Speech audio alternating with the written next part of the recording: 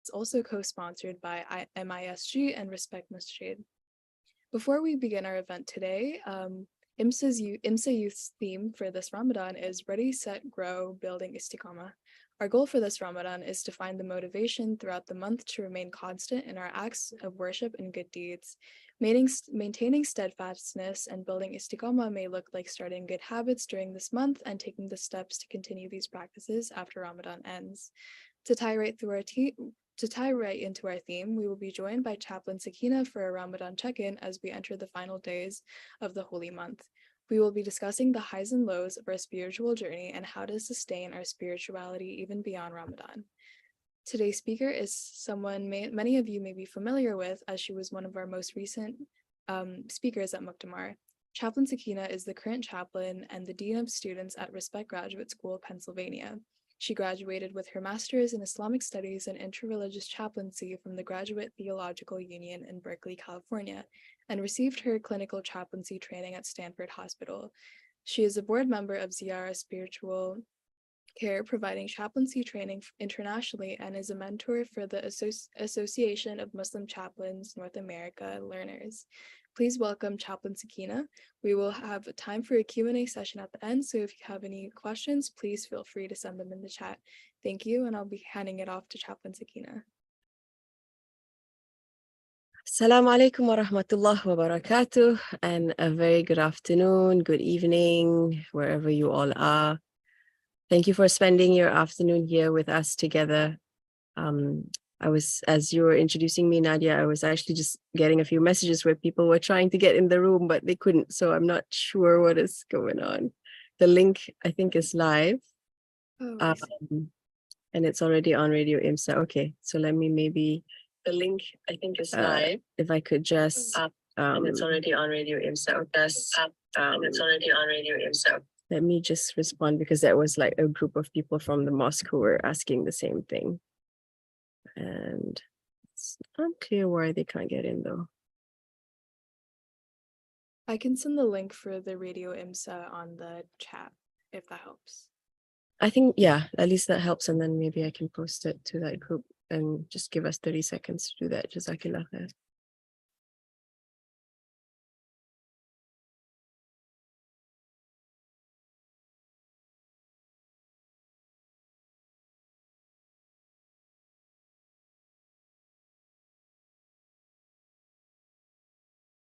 The password is just youth, right? Yes, youth with a capital Y. Mm-hmm. I've sent the link in the chat also.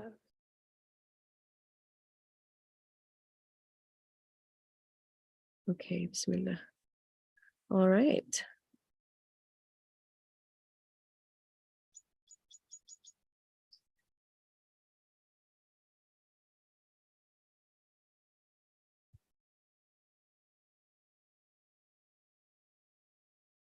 So, alhamdulillahi rabbil alameen wa salatu wa salamu ala ashrafil anbiya'i wal mursaleen wa ala alihi wa ashabihi ajma'in.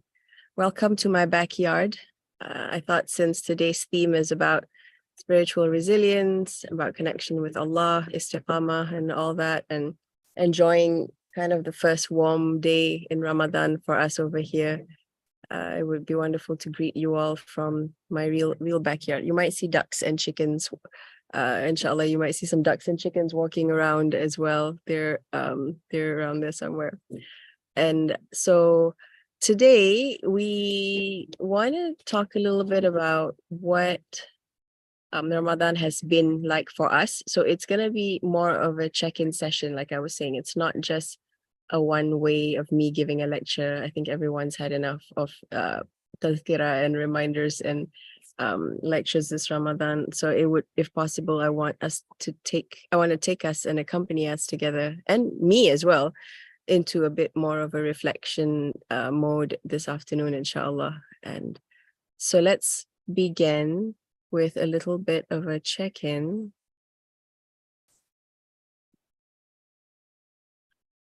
Let's see. Are you able to see the full screen? Yes. Let's put it this way. Okay. Okay. Any black boxes blocking anything? No, you're good, inshallah. Okay.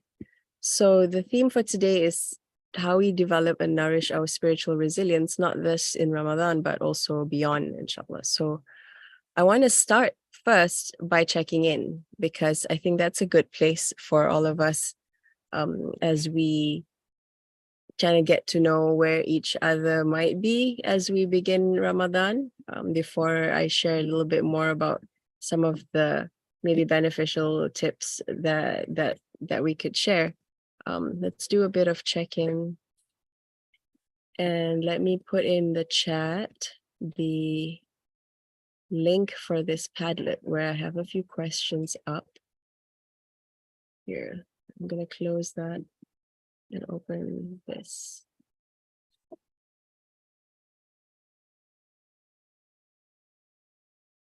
Okay, if you can go and to the chat and type in that link or click on that link. Nadia, if you could put this on the YouTube, sorry, on the Facebook or the YouTube as well, people from there.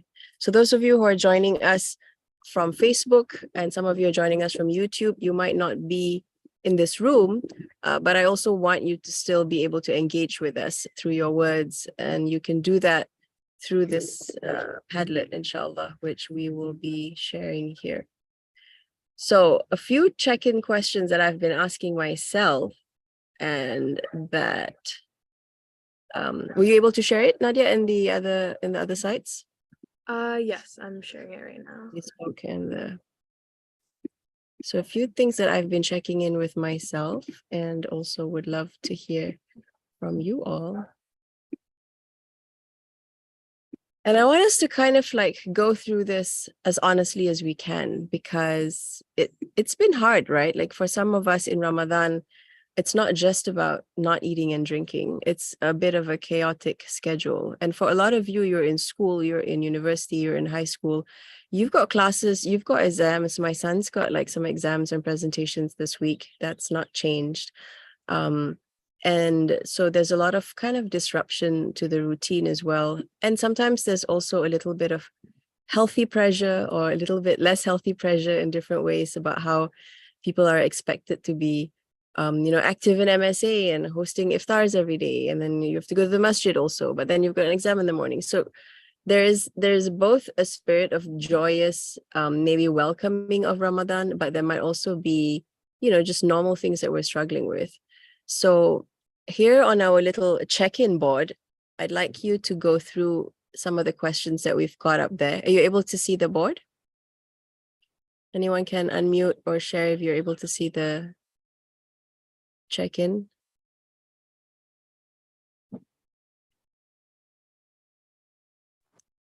Yeah, I can see it. Okay. And are you able to click on the Padlet and type in a response? You don't have to put your name, so it can be completely anonymous by design. I want you to be able to feel comfortable to share some of the truth of what's going on.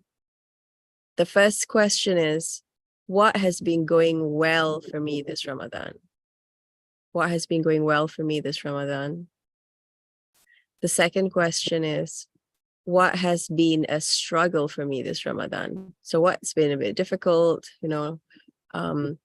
and for me, I had put down already that I've been coughing a lot and I've been feeling tired, and that makes me want to sleep more because I've just been coughing and struggling with that. What is one fear I have that I have asked Allah to help me with this Ramadan? Or maybe that is a dua that you've made. Also, another question on what is one or two things that I may have thanked Allah for this Ramadan, that you may have thanked Allah for this Ramadan already. I mentioned that I had just moved to a new place, not too new, but it's been like under a year, but alhamdulillah, it's feeling like a home for me.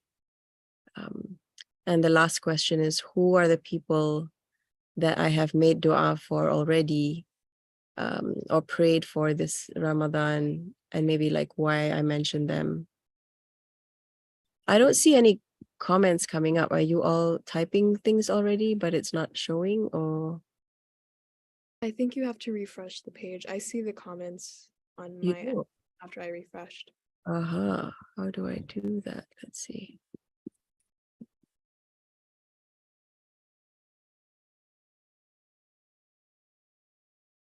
Maybe I should open it on that the online version too. Oh, there you go. You are responding. I just didn't see it. Okay. So somebody says they've spent, let me open it and show you. Okay.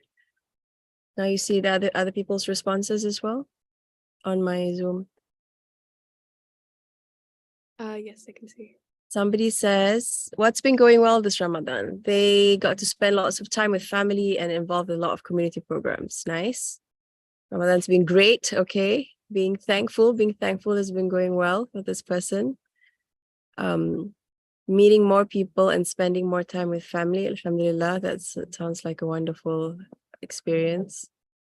Struggles, that's usually my favorite category. Oh, someone just added maintaining positive intentions in day-to-day life. Oh, yes. I'm glad that you're able to do that and that's been going well for you. What has been a struggle for me this Ramadan? Somebody says, time passing by quickly. Ya Allah, indeed, it has been 21 days already. And sometimes it feels like a struggle to catch up. Absolutely. Not being able to spend more time at the masjid due to medical complications. Allahu yashfiq, Allahu yashfiq, Allahu yashfiq. May Allah Shafiq grant you healing with whatever medical complications that you're facing. And any of us who are going through any health issues or emotional issues, spiritual struggles, all of that. May Allah make it easy for you. And may you still feel the Ramadan spirit wherever you may be, even if you're not able to be in the masjid, right? That's one of the best parts of our deen, I feel, is the rahmah of Allah and how Allah gives us so many ways and opportunities to be of service and to be of worship, even if we're not able to join the usual like Taraweeh at the masjid and all that. Another person shared, it's been hard to not be able to fast due to medical and mental health reasons. I mean, indeed, and make the same dua that we made earlier for all of us struggling with medical, mental, emotional health. And it kind of weighs on me a little bit. I wonder sometimes if as Muslims, we may even be judging our fellow Muslims who may not be able to fast or may not be able to do some of the typical Ramadan ibadah and worship because of health reasons, because of emotional reasons, because of medical struggles. And I hope that we are also able to extend care and compassion to our friends and our loved ones who are in those situations and help them to be able to still feel, the Ramadan spirit, even though they may not be able to partake in some of those ibadahs. Yeah, somebody mentioned not being able to attend the masjid as much as they wanted to. Indeed, same. What's one fear that I've asked Allah to help make dua with? So only one person added something else. No one's been asking Allah or has anything that you're worried about. Everybody's all chill, nothing to worry about, just me. Someone added the fear of wronging others without realizing. Wow, subhanallah. That is deep. Absolutely. What are the haqq of others that we have crossed that we didn't realize, right?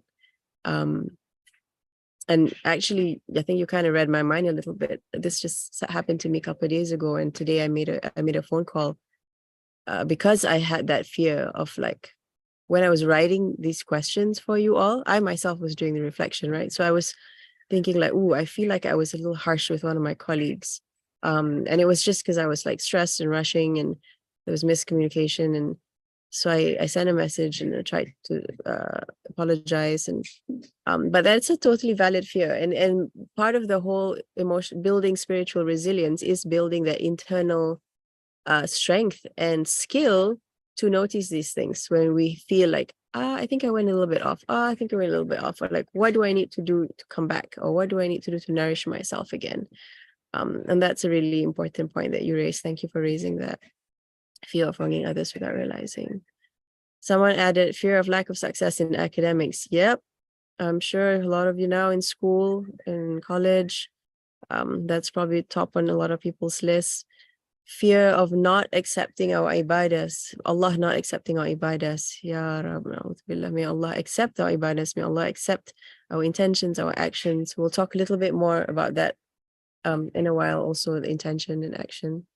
Missing Laylatul Qadar, that's someone's fear or somebody's concern.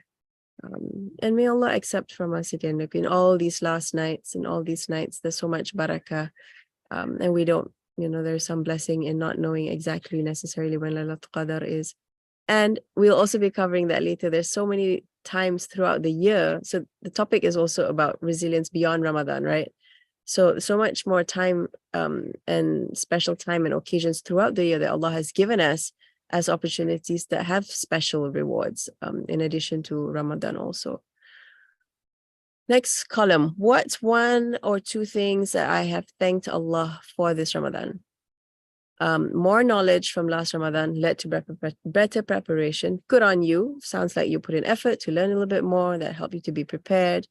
And I'm grateful that you're able to see that and be, even thank Allah for it.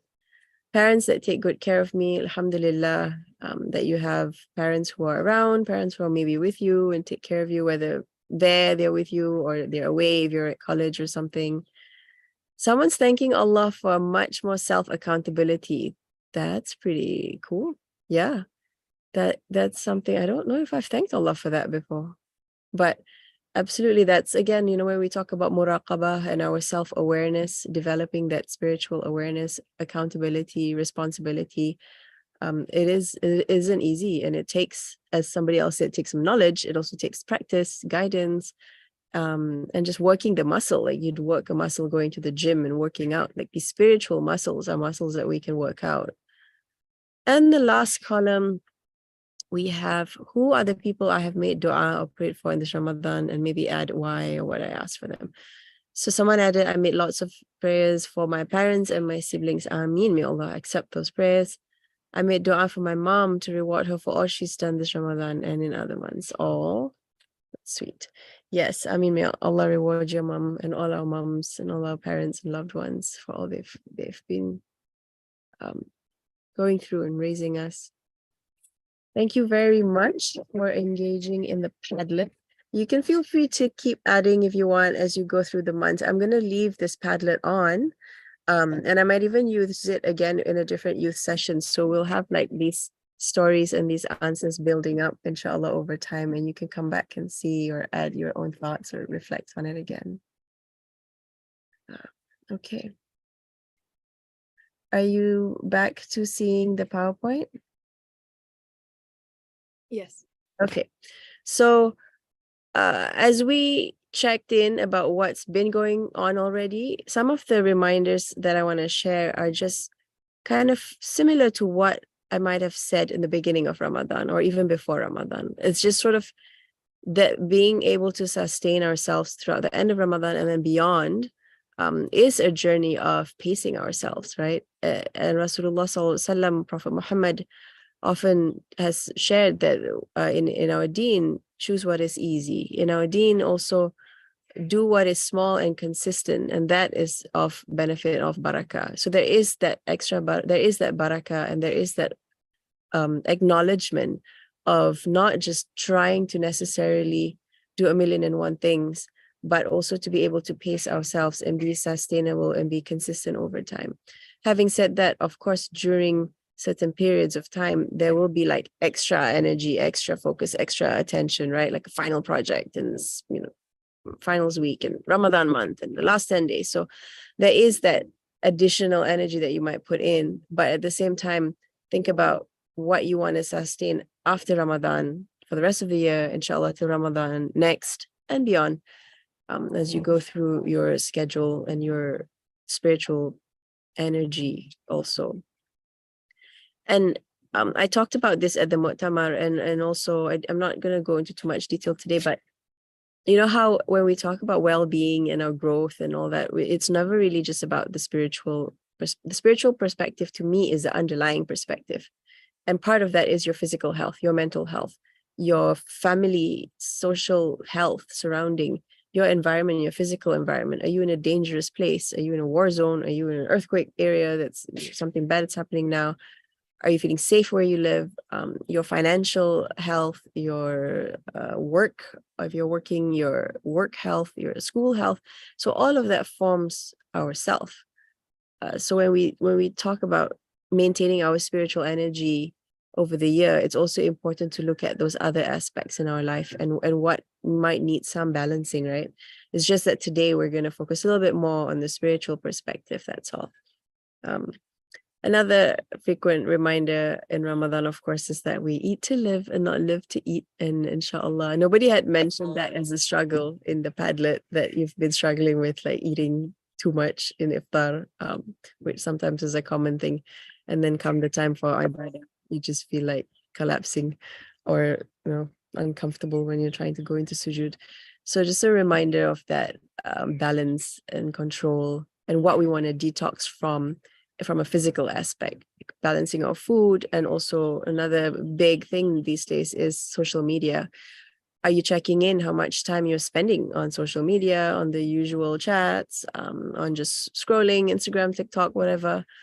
Are you able to kind of assess yourself? How much have you tried to reduce or adjust? Or at different times of day? If you notice, maybe you used to do it a lot at night, and you're trying to spend a little bit more time at night in contemplation, in Quran, or with your family praying together, then do you want to see if you're able to move some of your social media time to other times of the day? What else can you do to help kind of remind yourself or remind your friends to just sort of check in, how much time am I spending online these days? And I struggle with it myself as well. So sometimes it is hard. We have the intention, but to be able to have sort of a buddy system or something, some kind of additional support, somebody else who knows that this is something I've made an intention about and I want to try and manage and reduce, not just for Ramadan, but inshallah beyond, so that I'm able to have more barakah in my time, and to use it to benefit myself and others in different ways. And other parts of our spiritual journey and resilience is that model of service. In our Prophet Muhammad sallallahu alaihi wasallam, peace be upon him, we see like so many stories of him being a leader in service to his family. Like Aisha radiallahu anha, his wife, used to say that Nabi Muhammad sallallahu alaihi wasallam would serve his family, and the time of prayer he would leave, go to the masjid and pray, and then he would return and serve his family. And there's so many hadith that talk about these examples, and we know it. I mean, I'm not telling you all, I think, anything that you all don't know. I think these are just, again, reminders for me and reminders for each other that in the stress of Ramadan, sometimes we feel either I need to be at the masjid or I need to be like helping the MSA bros and sisters and all that. And then sometimes I forget some of the other people who are important to me, my own family members, my own matters of the house. Am I taking care of my home? Have I just completely abandoned my home being so busy outside? What about your dorm mates? What about your non-Muslim dorm mates? It's not just like your responsibility to the Islamic community, but who are your dorm mates who may not be Muslim? How are you serving them this Ramadan? How are you showing them a good example of being a good Muslim in service, in compassion, with your dorm mates, with your schoolmates, and involving them in your Ramadan? It doesn't have to be. Sometimes I know it's hard being a Muslim, maybe in a place where you're a minority, maybe in your high school or in your college, there's very few Muslims, and it feels sometimes you need to hide being Muslim. I feel for you, and at the same time, maybe try that little bit of courage of being able to share a little bit more and being a little bit more proud in my Islam, and sharing with the people you trust and involving them in your Ramadan. And that one of the best ways to do that is through love and service, right? When you love someone, you're able to serve them and be kind to them, or just help them in some way, and invite them in what you're doing. A lot of people are also living in isolation coming out of COVID, right? In school, in college, where people feel lonely. And sometimes knowing somebody's like, hey, I know you're not Muslim, but I'm fasting and I can break my fast at 7:30. You want to come and eat with me? And just sharing with them that little bit. And that helps you also with your sense of isolation, even if there's no Muslims in your dorm or in your school, and still being able to engage in that part of our social aspect of our spirituality, inshallah. I'm also monitoring the chat. So if you have questions, you want to type in the chat, inshallah, we'll take a look as well. Maybe Nadia, if you could take a look at the Facebook as well. If people have questions there, we can respond to that as well, inshallah. So the other part of it is one of the reasons why I am here in my backyard is building and nourishing our spirituality through the signs and the ayat from Allah, from our creator, and in creation. So I love this kind of combination of when we talk about the Quran are the ayat of Allah, are the words of Allah, are the teachings, words of Allah, and in it we have those signs. And in everywhere we are, outdoors, in our own hearts, in our own bodies, like Allah says, there's signs everywhere, right? So I want us to kind of get familiar or get more comfortable with really feeling that connection with Allah, no matter where we are, no matter where we are. Yes, Ramadan is the month of the Quran. Yes, inshallah, we're spending more time with the Quran and the words of the ayah of Allah, of the kitab. And remember that all of this is ayah of Allah. And this, even if I'm trying to recall the exact narration, but I believe there was a hadith, if I'm not mistaken, that even in the time of qiyam or tahajjud, that sometimes Prophet Muhammad ﷺ would step outside, like outdoors, and just be under the night sky. And so sometimes I try to do that as well. I don't just like stay in the masjid all the time or stay in my home, but step outside, like go out at 3 a.m. just in my backyard and look at the stars and make dua there. Or if it's warm out, then make salah outside and pray tahajjud at 3 a.m. in my porch or in my balcony or something, that just with the window open, that I can feel the breeze and see the moon and the stars. So to keep fresh that connection with Allah's ayat, because nothing really nourishes the heart other than ala bi dhikri la tatma'innul qulub, right? And with the remembrance of Allah, do our hearts find rest and comfort. And that remembrance of Allah is the dhikr, not just of the tongue, but the dhikr of the heart. And that connection that we feel wherever we are and in any place with Allah's ayat. And as we come to the second part, of course, an important part of that is that actual intentional dua, praying and asking of Allah.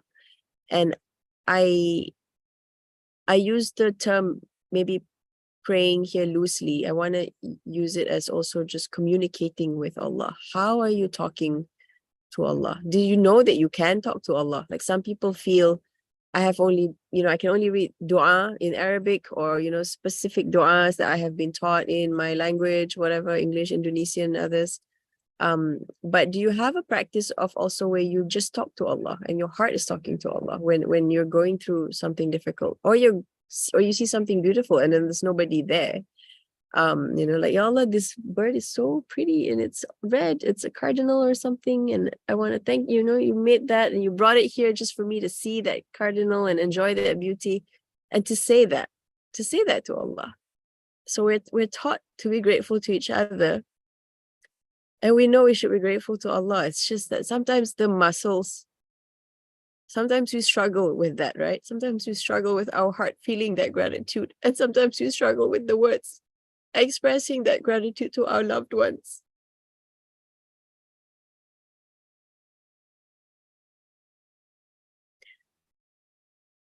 I'm sorry, I'm just feeling a little sad about this because I was just remembering there was somebody who shared with me that they didn't remember what was the last thing that they said to their father, because they just spoken something and then they left their home, and then their father actually passed away. So they were thinking, I wish and it was a child. This wasn't an adult, this was a child, this was somebody. I was in a session with some children, and so I don't remember what I last said to my dad, and I wish I had said thank you, and I wish I had told him I loved him.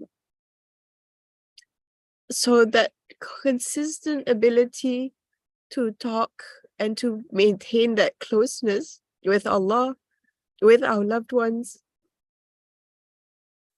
so that this connection isn't just there when you think you need it, like in a time of difficulty, but it's there because it nourishes you, because you feel the joy from it, and because that's what's gonna carry you through the rest of your life.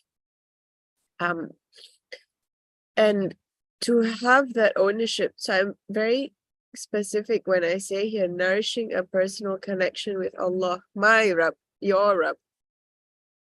Do you feel that? Do you feel that you have that relationship with Allah that's yours? Because no matter what, your parents, your teachers, your sheikh, your ustada, no matter what, no matter who, at the end of the day, it's between you and Allah. Your relationship with Allah through the teachings of our Prophet Muhammad sallallahu alaihi wasallam. Are you? Sometimes I feel we disregard this part of that personal connection, or we're not taught it. Like growing up, nobody ever really told me like, oh, I could talk to Allah, or like, just worship Allah, serve Allah, be obedient to Allah, but not realizing that I can have this very real personal connection with Allah, my Rabb,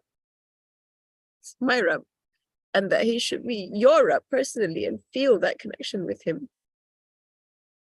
And that can come through different ways, through some of the ways that we are taught by Prophet Muhammad, peace be upon him, and what we've already talked about, right? What are the ways? What are the things that Allah loves? We know that Allah is Ar-Rahman Ar-Rahim, and Allah is compassionate to us, and Allah He is the source of all love. And we know that there is some large amount of love and compassion that's there already for us at all the time. And we also know that there's additional things that we do for others that increase their love in us, right? Or our love for them. And it's the same with our relationship with Allah. What are those things? Even if we do a halaqah on all the things that we have either in the Quran or in the hadith that say Allah loves those who are XYZ, or Prophet Muhammad loves those who are XYZ. I think we can even have like 40 of those items. So look at some of those things. Who are the people that Allah loves? Who are the people that Prophet Muhammad loves? And where's my role in that? Where's my share in that? What do I want to claim from that? It may not be easy for me to do all of these things, right? For some people, it's really hard for them to wake up at the Tahajjud. For some people, it's really hard for them to try and give charity. But it might be easier for them to pray more, or it might be easier for them to help their neighbor or their community. For some people, it might be really hard for them to be kind, I don't know, to their parents or something. And that might be something they still need to work on. But it might be easy for them to recite Quran. So whatever it is that is easy for you, do that more, and then work on what are some of the things that we want to improve, inshallah. When we talk about connecting with Allah, it is an anytime, anywhere, anyone affair. I want to underscore that. And having said that, we know, as we said earlier, there are some special times, special places, and special intention or action that may be relevant. For example, if anybody can type in the chat, what are some of the special times that you know of? For example, I wrote down like Ramadan is a special time. We know from some hadith that Fajr is a special time, whether to make dua or to recite Quran. Anyone want to respond in the chat? What are some other special times that we know throughout the year? Fridays, right? Fridays are also a special time for dua, for doing good deeds. The month of the Hijjah, the first days of Dhul Hijjah.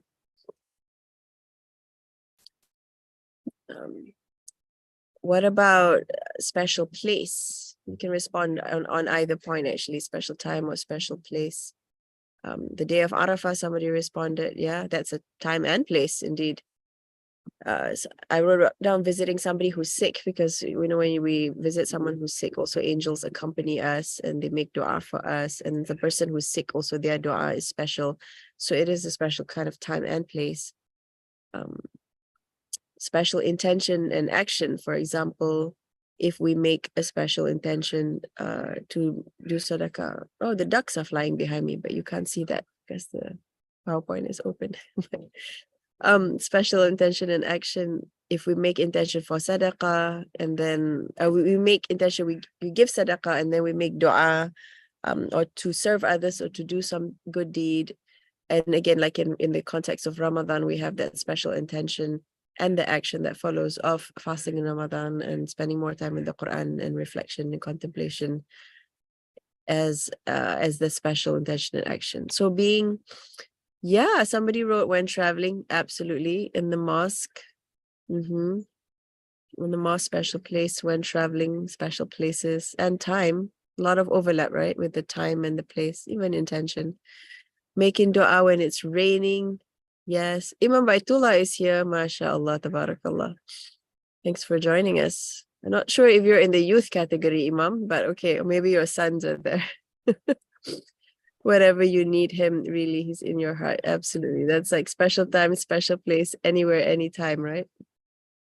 Nora says making the intention to please Allah in our daily activities. Absolutely. So remembering that although, yes, Ramadan is special and there are other special times and places, and again, we could do a whole other multiple halaqah about that.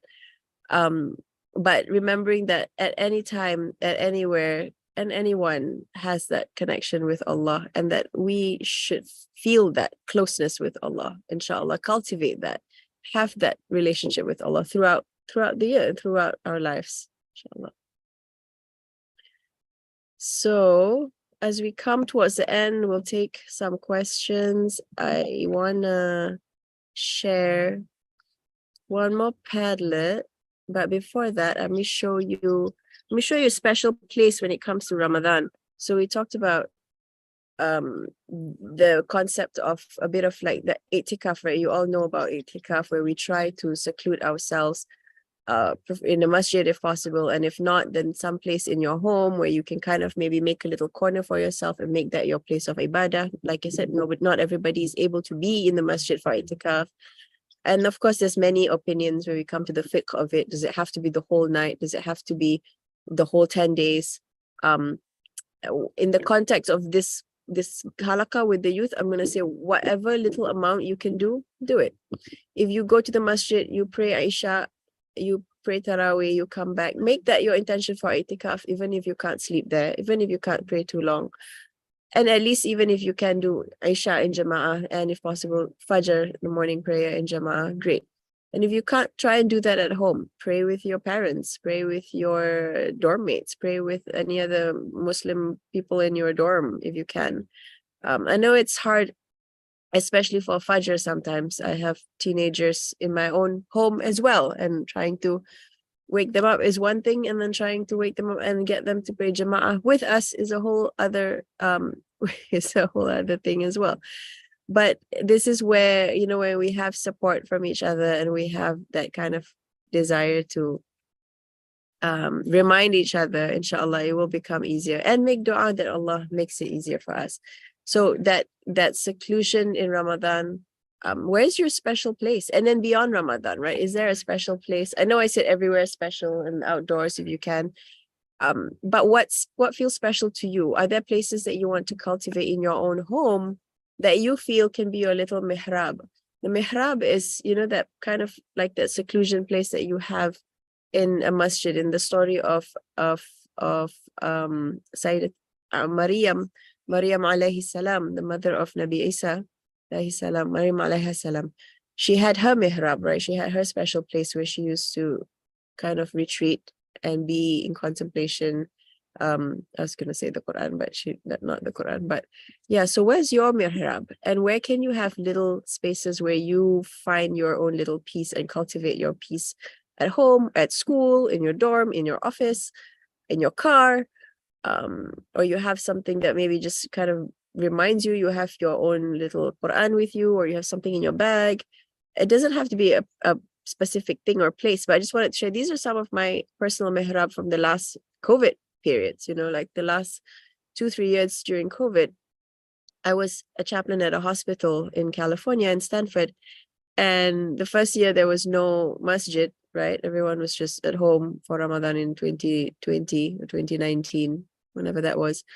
And so I set up that little corner, and I was renting a room from an elder, a lady in California, and stayed in her house. And so I set up a little corner in the living room where I had a Ramadan poster, and I put my Quran there, my little sajada there by her fireplace. And she's not Muslim. She wasn't Muslim, but she was so supportive. She's like, you know what? You don't have to do it in your bedroom. Like, you can take a corner of the living room and make it your special mosque, and you can do your prayers there. She was so supportive. So again, that courage to share when something is special and meaningful to you, and how other people in your community may be very happy to support you in your ibadah, even if you're not Muslim. This is what I have now, actually, in my living room, the one at the bottom there. I just like put like a quilt blanket all over the carpet and put my mushaf there. So when I'm not at the masjid in Respect or Malv or IECPA or Al Maqasid, all the wonderful masajid we have around here, and I'm at home, this is where I usually kind of hang out in my little Ramadan mihrab area. And then on the one on the left, which says the spiritual care corner, is one that we kind of set up at my hospital a couple of years ago, where we had like a bit of a quiet space where people can come to make calls or to talk or to pray, or to not the namaz prayer, salah prayer, but just to sit and read. And I have posters on the wall there that say breathe deeply. So yeah, what might you want to do in your home or in your school, that sort of like a little bit of a quiet place when you go there, you keep your phone away, keep the distractions away, and try to find a little bit of your own personal mihrab. Okay, so Okay, thank you so much, Chaplain Sakinah, for sharing your insight for today. We will be moving on to our Q&A session. oh wait, Um, 1 more minute. I'm trying to open I'm sorry. No, it's fine. Before the Q&A, you can start with the Q&A. People can start asking questions in the chat. But I wanted to. If anyone has a question, feel free to drop it in the Zoom chat, or if you are joining through Radio IMSA on YouTube or if Facebook, feel free to drop questions in the chat as well. And I just added another Padlet. If you can share that to the Facebook and YouTube, please. And the people here, if you can open that Padlet, it's a different one. And it has questions about what we covered in the second half.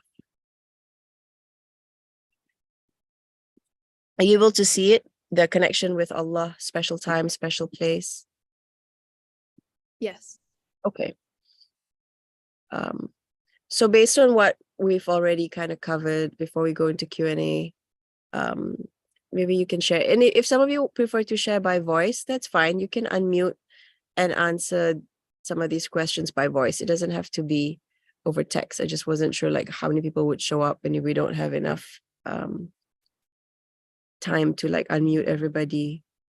But take a look at some of those questions. The first one is special time. What are some times of day that I want to set aside for my personal itikaf or connection with Allah? Whether it's now in Ramadan or you're talking about after Ramadan and you want to continue that. 2, special place. Where do I feel more spiritually uplifted currently?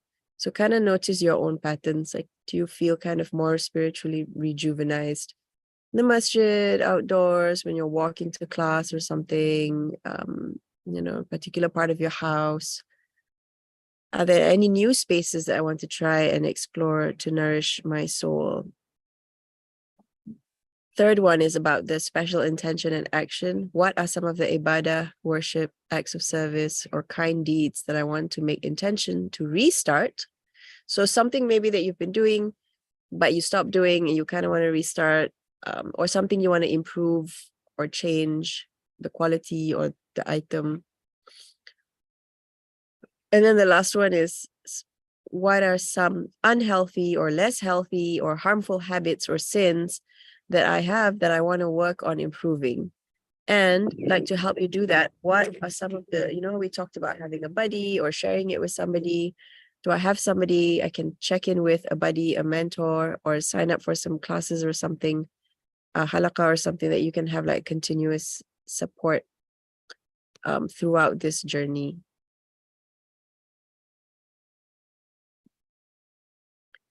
Let's give it a few minutes. This is interesting. On my phone, it's more updated than on the laptop. The phone has a lot more answers than the laptop.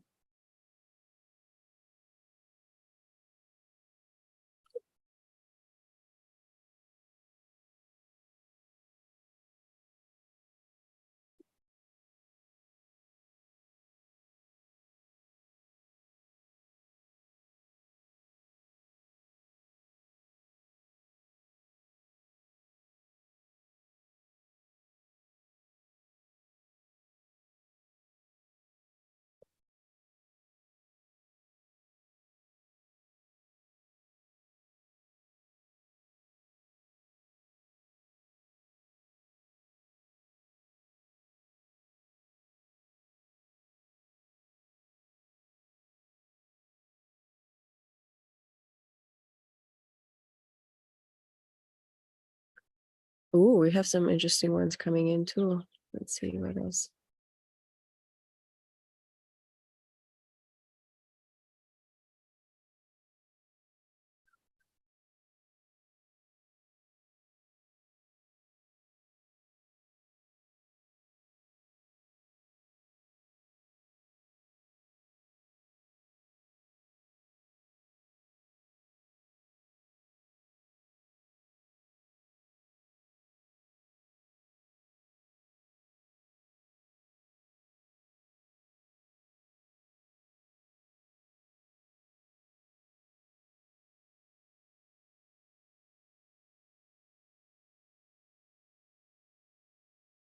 So give it a couple more minutes. The special time, I see somebody said before sleep, before Fajr, at night, before falling asleep. These are times that you want to set aside some time after Fajr or Fridays. Yeah, Fridays, special Fridays. Someone wants to try and stay awake after Fajr. Sounds like me too, inshallah. Where do I feel special place? So someone says during Ramadan, before iftar, remembering those who are unfortunate and praying for them. That might belong in a different category, but that's okay. I get what you mean. That is definitely important time before iftar to make dua for others as well. Special place around the masjid and being out in nature, okay. Outdoors, but I'm too lazy. I'm lazy to go for walks. We'll try to commit to more daily walks. Yes. It's good that you notice that you kind of feel more uplifted than outdoors. And then of course it will be hard sometimes to want to maintain that, but committing to more daily walks and spending that time, inshallah, outdoors and making your dhikr outdoors. So if you know the afternoon dhikr, afternoon adhkar after asar, if you have time for walk after class or something, try and do 15 minutes, even if it's just 10-15 minutes around campus or around your block. Another person says in nature, going to parks. Yep. Special intention and action. What are some of the ibadah worships, kind deeds that you want to restart or improve? Consistent Quran connection. Okay. Salat duha or tahajjud. Yeah. Duha in the middle of that late morning, anytime really, like by 8 a.m. roughly to like 12:30. Anytime within that whole span in the morning, for us to be able to try and include 2 rak'ahs if you can, 4 rak'ahs if you can. And so much benefit to making that prayer in duha. Sometimes I use it as like that morning break in between, the like morning meetings, and then like 10-11 a.m. Take that break, use that as your rest time to be with Allah for a couple of rak'ahs, inshallah. Someone says giving more to others. They want to give more to others. Yes, giving can be so diverse, right? You can give money, you can give your time, you can give your skills, something that you can teach somebody, you can give your ear, you can listen and give your gift of companionship to someone. So many ways of giving beyond just dollars and cents. Think about it in that more open way. Someone wants to make the intention to pray sunnah more consistently. Ameen. May that be made easy for you and all of us, all the things that everyone has asked. Someone says they want to do small good deeds that are secret and that Allah and only Allah and me know. Oh, lovely. Absolutely. Always nice to try and have those like secret deeds that only you and Allah knows and that nobody else, knows about. And try to maintain your ikhlas, your sincerity through that. Someone wants to read more books about Islam and Rasul Sallallahu Prophet Muhammad. Someone wants to read and listen to seerah of our Prophet and apply lessons from it to their own life. I mean, so what are some unhealthy and less healthy habits? Wasting time on social media. May Allah make it easy for us to reduce that. Someone says a habit that I have it not increasing a deed, like doing a sunnah prayer after I've gotten used to it. So I want to be able to gradually increase effectively. Lovely. I love that. You're aware of it. That's like half the battle, right? You are just being aware of like, okay, I do this or I don't do this. And then I want to be gradual and trying to increase it. I mean, may Allah make it easy for you and all of us to be able to maintain our fard, our required obligatory wajib prayers and deeds, and then be able to increase bit by bit the sunnah prayers and more.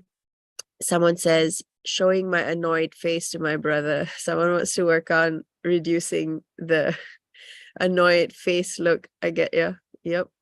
That requires a lot of like awareness too, being aware, like how am I, and this is coming from our sunnah, right? Rasulullah SAW would have a smile on his face. Rasul SAW would face somebody like completely with his whole self when talking to them.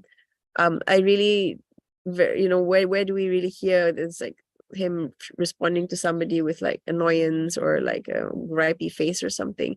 And sometimes it's hard for us. We just sort of react to be that aware. We're like, okay, it's not to say ignore your feelings. That's not what I'm saying. I'm a chaplain. The first thing I'm going to say is like, listen to those feelings. And how are we conveying that, when you're listening and aware of yourself?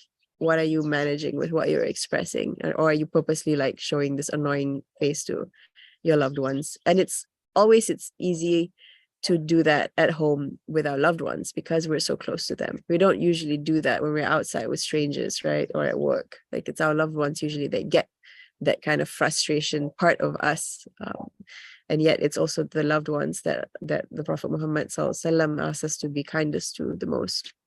Gossiping, absolutely. May Allah make it easy for us to reduce talking about others, focus on benefit, inshallah. Okay, I'm closing the stuff and then we can see each other a bit more.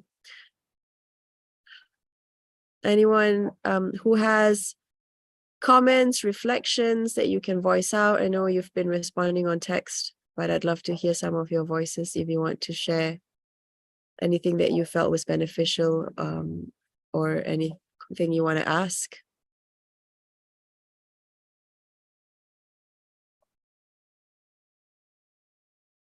And to those who are on Facebook Live and YouTube Live also, if you want to type, if you have any questions there, we'll take a look and check as well. I had a question. Considering your background in mental health, I wanted to ask, how can we incorporate habits that bring us closer to Allah subhanahu wa ta'ala when some of us may struggle with mental health issues such as depression that may make it more difficult for us to sort of maintain these habits on a consistent basis? Just to clarify, my background is not in mental health, actually. My background is in religion and spirituality, chaplaincy. But there are some overlaps. And of course, we do a lot of work and studies, training and all that with mental health, emotional health as well. I would say to your question, Nadia, it's sort of case by case, depending on what the person is struggling with. And I would say take a look at what I mentioned earlier about that holistic self.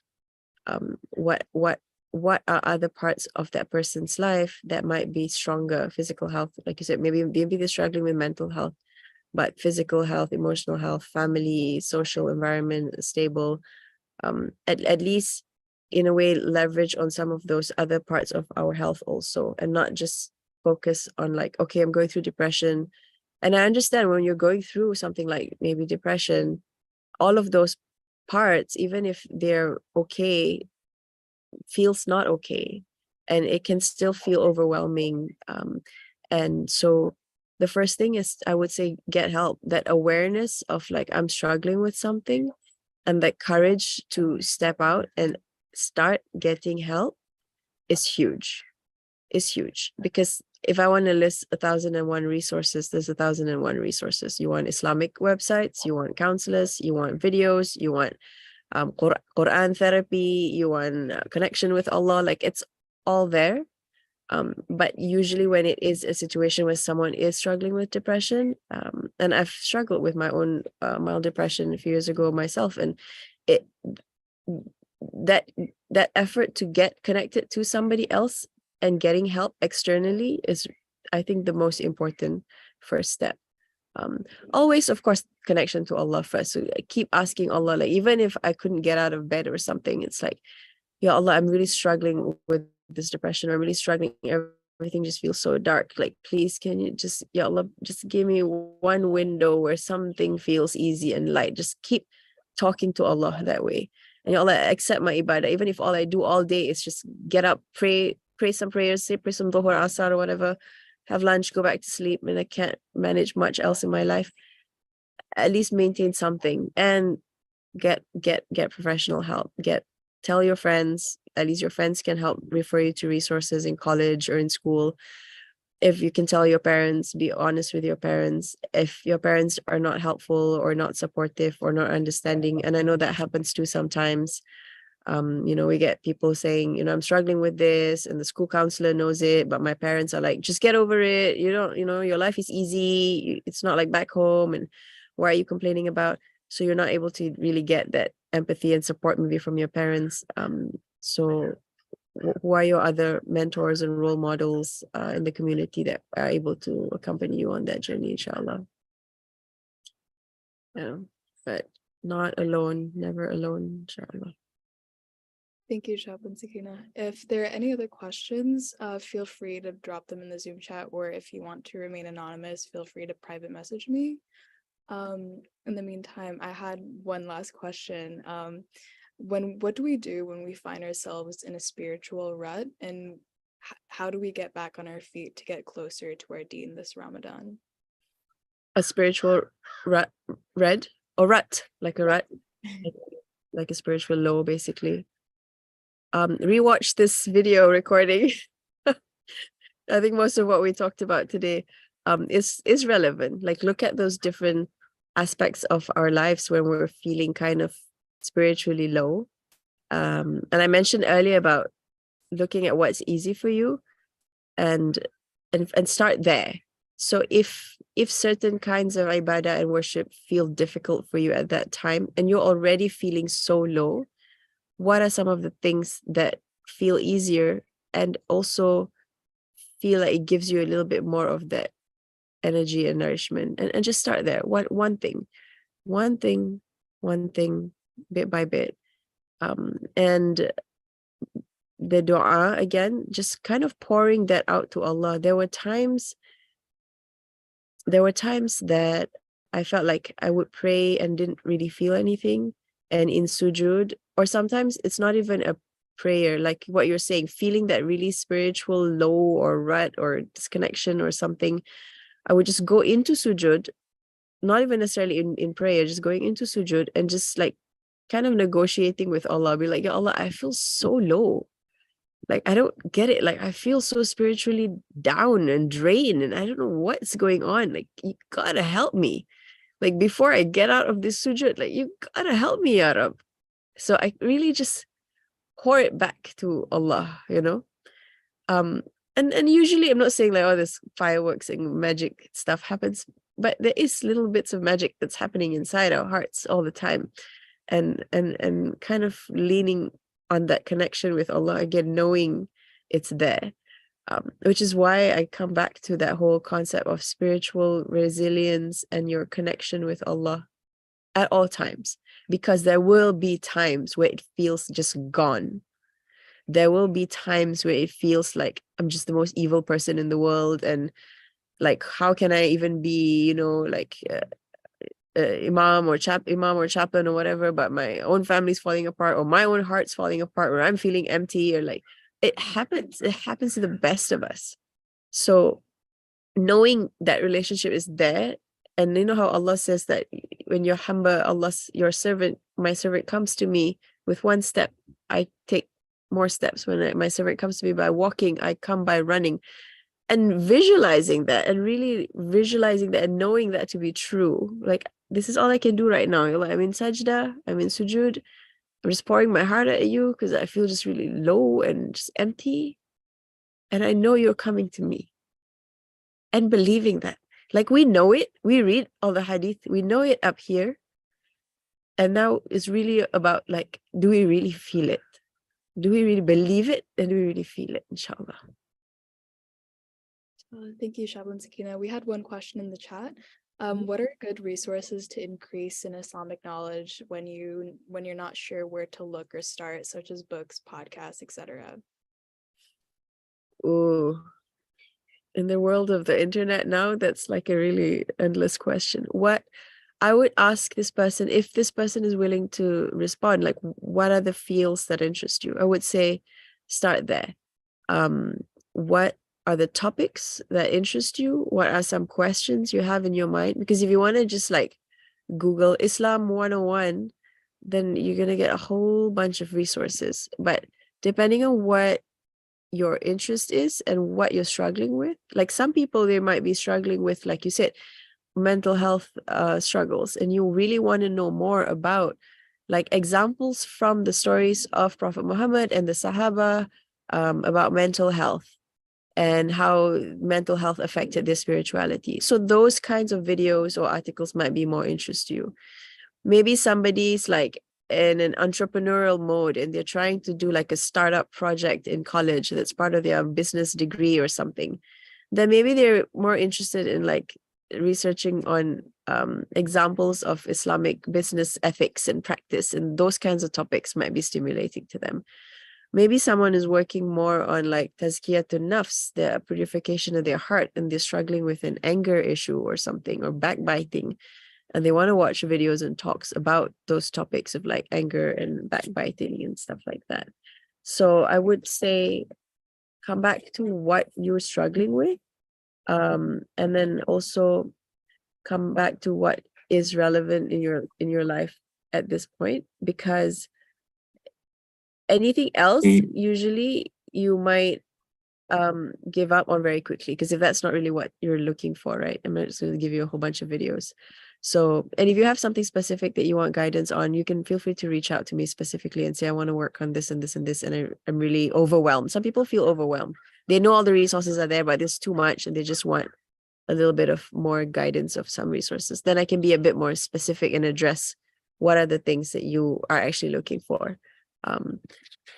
I mean, as a general Islam 101, I'm going to share that link in the YouTube, in the chat, which is the recent interview with Sheikh Omar Sulaiman, was interviewed by an MIT artificial intelligence researcher, where he talked about basically like Islam 101. And that's like a 3-hour long interview. The interview was not Muslim, but in any case, that has, I think, I felt like a really wonderful foundational reminder of Islam 101 all around. And I recommend anyone, especially if you're even teaching deen or something, kind of rewatch that, or working with new Muslims, or involved in your MSA and things like that. Break it up into bits, watch 30 minutes and then come back, watch another 30 minutes, listen while you drive and whatnot. And there's endless resources. Yeah. Come back to what is relevant to you, what feels important in your life now, what fits your spiritual goals, what are you trying to work on, your life goals, and watch and listen and study and read. And for some people, audiobooks are easier. Some people love reading. Some people love listening to lectures. So again, knowing yourself and knowing what works for you and trying to do a combination of those things, inshallah, beneficial. Thank you, Chaplain Sakinah. The person in the chat mentioned loving Allah in the Quran. If you had any specific resources about that, they just asked that additionally. Loving Allah in the Quran. I would say there's a few of these series on Allah's names and attributes. I mean, there's many, of course, but if you're really working on knowing Allah and loving Allah, and kind of, then the best way to love somebody is to know them, right? And one of the ways that we learn to know Allah is through Allah's names and attributes. And I would say, like, try to find maybe a series that you can follow, because then it will be like longer, right? You have a whole series of Allah's names and attributes that you can follow. And then as we work on, again, the connection with Allah and making dua to Allah, being familiar with, like, oh, I'm struggling with, feeling safe in a particular place. Like, I'm in a environment in the dorm in this area, it's like a lot of people who are drunk at night and I don't feel safe, or when I'm walking home or something, and you're calling on Allah al-Hafiz, the one who is the one who's the protection or savior, the Muhaymin, al-Wakil. You have the relevant names of Allah that you feel more connected to. If you're applying for a scholarship for your school and you're trying to connect more to financial resources, and asking Allah al-Ghani, the one who's the source of all riches, Allah al-Wahhab, the one who gives gifts from unexpected places. So getting to know Allah on that personal basis, in that sense, when I was talking about, is he your Rabb, my Rabb? Like, do I feel like he's my Rabb?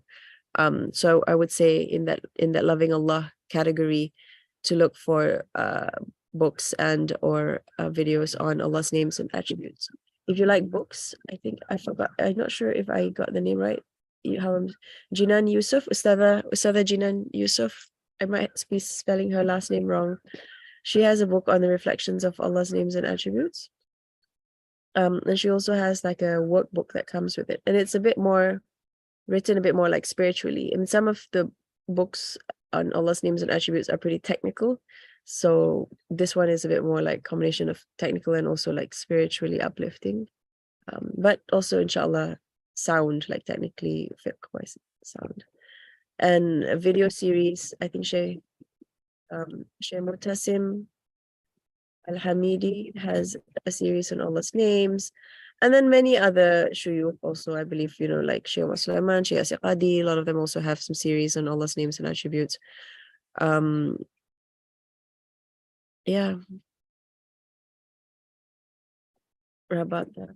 If you are female, if you're a woman, if you're a girl, if you're interested in Rabata Academy, they also, with Dr. Tamara Gray, they have a lot of ustadhas there that teach programs for women specifically, also on Allah's names, on loving Allah, connection with the Quran. So Rabata Academy or Rabat, depending on which website. Okay. Great. Thank you so much, Chaplain Sakinah, for sharing your knowledge and insight today and reminding us of the importance of Ramadan. Thank you for your reminders, including the importance of reducing physical, emotional, and spiritual noise, the importance of taking care of serving people in our surroundings and community, and nourishing a personal relationship with Allah subhanahu wa ta'ala. Thank you for everyone joining us today. IMSA Youth's next event will be our Read, Reflect, and Grow session on Sunday at 5:30 p.m. Central Time. Follow us on IMSA Youth on Instagram for updates on all of our future events, and visit imsa.us /Ramadan to donate this Ramadan. Subhanakallahumma wa bihamdika ashhadu an la ilaha illa anta astaghfiruka wa atubu ilaik. Wal asr inna insana lafi khusr illa alladhina amanu wa amilu salihati wa tawasaw bil haqqi wa tawasaw bis sabr. Assalamu alaikum wa rahmatullahi wa barakatuh, and thank you so much, Chaplain Sakinah, for your time today. Alaikum assalam wa rahmatullahi wa barakatuh. Thank you to IMSA, to MISG, and to the Respect Masjid for collaborating on this initiative.